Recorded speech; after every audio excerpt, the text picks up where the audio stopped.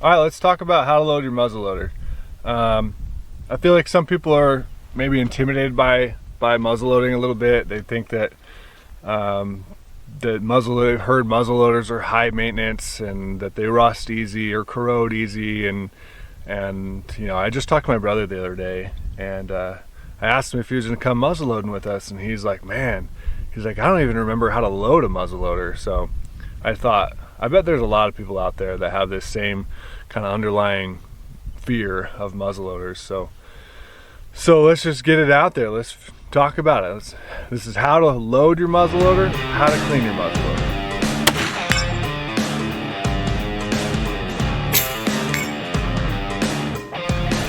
Oh yeah. So it's a muzzleloader. So if you're new, then I assume you have a 50 caliber muzzleloader. Okay, and if you have a 50 caliber muzzleloader, then, and you're new and you don't know, you're coming to me, you're coming to this video for some tips and tricks and pointers on how this all works. 50 grain muzzleloader or 50 caliber muzzleloader, 100 grains of powder, 300 grain bullet. I don't care what powder you buy, pellets or loose powder, I don't care what bullet you buy, put that little combo together, and then, you know, muzzleloaders, you can't shoot far with them, right? So the bullet drops like a rock.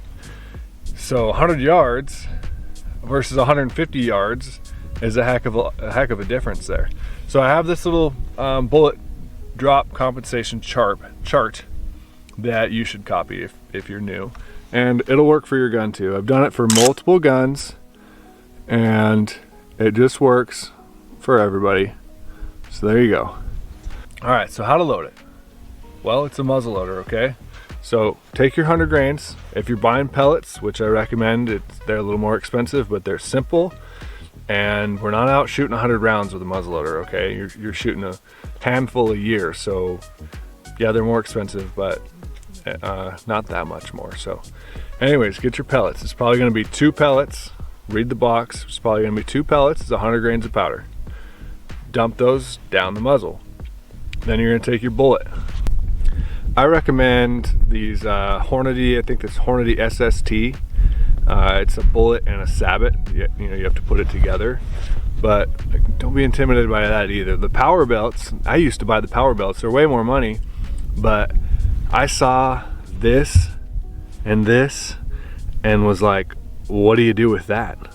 I don't, you know what I'm saying? I was just a little insecure, a little intimidated by it. All you do with that is you put it together, okay? And then you throw that down your barrel. So it's a muzzle loader. Go back to this. So the powder goes down, your bullet goes down so that the tip is facing out. That way when you pull the trigger, it ain't flying backwards, right? And then you're gonna ram it down with the ramrod that comes with the gun. And it's gonna be hard, okay? So probably put the gun on the ground, and you don't need to hammer it, just push, and eventually it'll slide down there.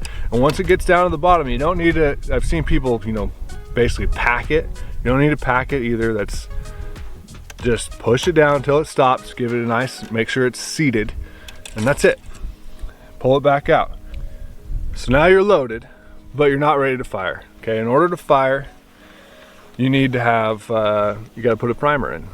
Now, I'm not exactly sure what the rules are, but I believe you can't travel in the vehicle with the primer in the gun, because that'd be like, you know, driving with one in the chamber, basically. So,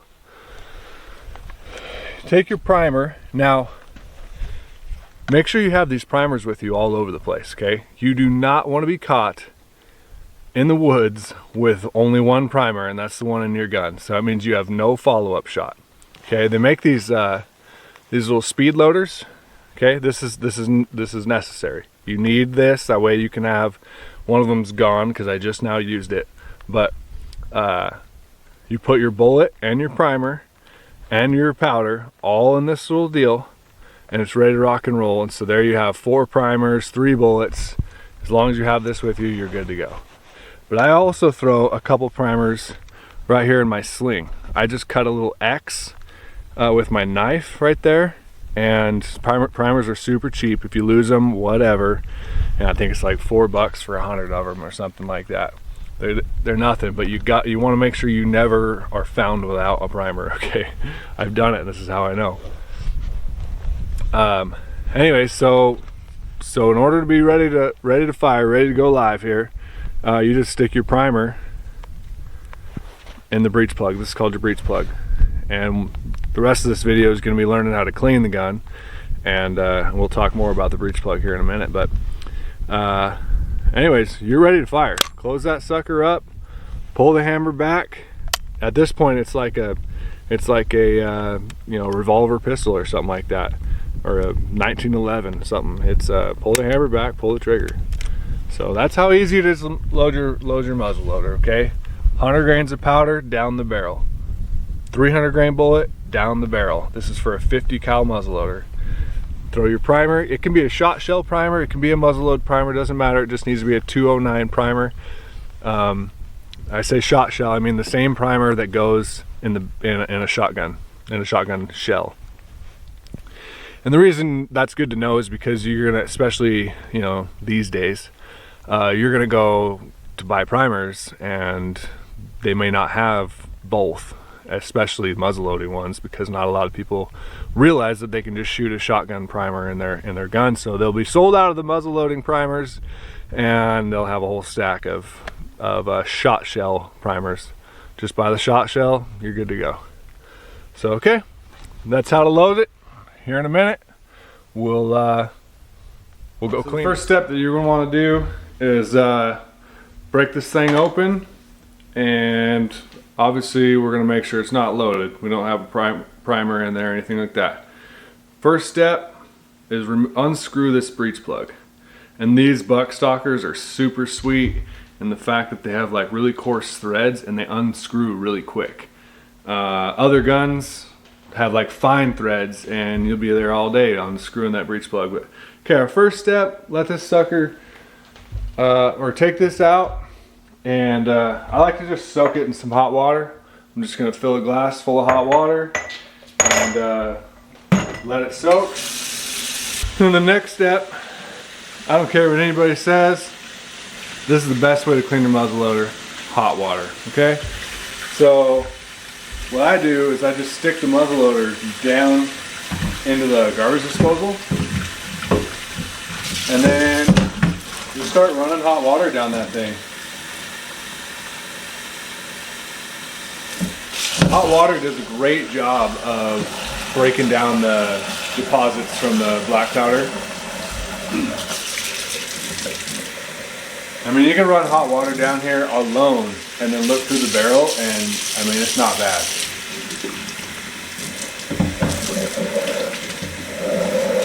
Okay, so now that I've ran some hot water down there, I'll take like your standard old cleaning kit that you probably have already, and I believe this is a 20 gauge little scrub, little barrel brush, and it happens to screw right into your ramrod that comes with your gun. It screws right into there. That window behind me is super bright. It screws right in, so you don't need a different ramrod, or you don't need anything special or separate, or probably anything you don't already have. And then I just like to, run this 20 gauge brush through there a couple times, and that's going to loosen up anything that's stuck. Run it all the way through. Like I said, that hot water probably got most of it already, but that right there, running that brush through a couple times, that'll really get it. Then I'll run the hot water through again, kind of rinse it out basically. So after we've got the barrel scrubbed out and rinsed out with hot water, I mean, it's clean.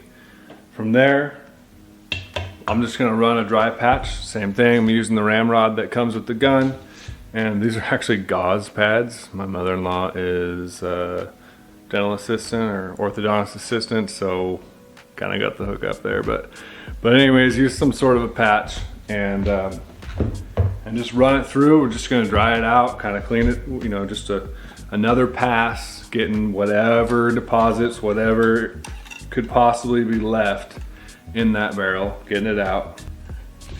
So I was just out shooting, you watched, and I shot 4 or 5 rounds, hit the target every time, so what the heck. Anyways, this is all I got. This is the first patch, okay? It's clean. Water and a wire brush, that's it. That sucker is clean. So I'll run that through one more time, and then the last step, at least for the barrel, we'll go on to the breech plug. But the last step, this is how easy it is. Hot water, run your brush through, dry it out. And you're good to go. The only thing that I'm gonna add is if you're putting it away for, let's say, the season, then we're going to use some sort of a lubricant, something to basically kind of coat and protect the barrel so that it has no opportunity at all to rust. It's just probably an unnecessary little barrier of protection, but for me it's like, why not? Just do it. But I'm not gonna do that this time, because I am actually about to take this out elk hunting, and I don't want to put anything down my barrel because I don't want the powder to, as it slides down the barrel, to sort of accumulate, you know, whatever kind of grease that might be in that barrel, you know? It's personal preference. If you want to coat that sucker with some sort of boar butter, or what I use or I'm using is Crisco. It doesn't matter what product you want to use, but I mean, you could use lard, for Pete's sakes. My dad I think it was last year, he squirted WD-40 down it. I mean, it doesn't matter, you don't need to buy into some sort of snake oil. You just need some sort of oil or grease, something to protect the barrel. But anyways, I'm not going to lube the barrel right before I hunt with it. I don't think that that's necessary. And like I said, I just don't like the idea of the powder sliding down a barrel that is kind of lubed up. Especially if you're using loose powder. I'm sure that the pellets doesn't get affected so bad, but that loose powder, you can only imagine as it tumbles down the barrel, it's going to be picking up whatever residue you have on the inside of that barrel. And how could it possibly fire consistently if it's doing that? I've seen some people, they'll shoot a dry, they'll just shoot a primer, you know, don't load the barrel, just shoot a primer to kind of foul the barrel to sort of, I guess, eliminate that, you know, because it might shoot some powder or some kind of burn off maybe what little bit of residue is in there. That way when you do load it, that doesn't happen. But I'm not gonna put anything down there, and that way when I load my gun for the season, I'm just loading it on a dry barrel. But, okay, so run the patch through a couple of times, and if you want to coat a patch with some lube of some kind, like I said, I'm using Crisco. You could use boar butter, anything else, then do it. I'm not doing it. All right, last step, breech plug. I wish I would have showed you guys this before, but this breech plug from firing had a solid coat of blackness on it, and I've done absolutely nothing to this point except for soak it in hot water. So, I mean, I'm drying it off, I guess, you know, but I've done no chemicals, nothing fancy. I mean, if you ask me, that sucker is ready to rock and roll. Okay, so the one thing that you want to look at is there's a hole, and I don't know if I'm going to be able to show you that hole, but if you look in there, there's a hole, and right now we can't see it, right? And that's where where your primer, when it ignites, it shoots spark through this little tiny hole. And I'm drawing a blank on what the heck that hole is called. But you need to use something to kind of clear that out, because you want to make sure that you can see light through there. If you can see light, you're good to go. I have an actual little tool, but you can use a needle. A needle will work just fine. Just anything. Just make sure you can see light through that. Oh yeah, you got it. There it is. You can see it. Cool. That's all it is. Just a little tiny hole. But that's it. We can see light through there. Okay. Final step though. These breech plugs. The rumors you've heard about muzzleloaders corroding and rusting and they're high maintenance. I mean, it's kind of true if you don't clean this stuff. Okay, so clean it with hot water, you're good to go. But the one thing that you do need to do, on top of, remember we talked about lubing up the barrel if it's going to be put away for storage, then lubing up the barrel with something. But the breech plug is every time, okay? This stuff on here. I used to use boar butter until I realized I was buying snake oil.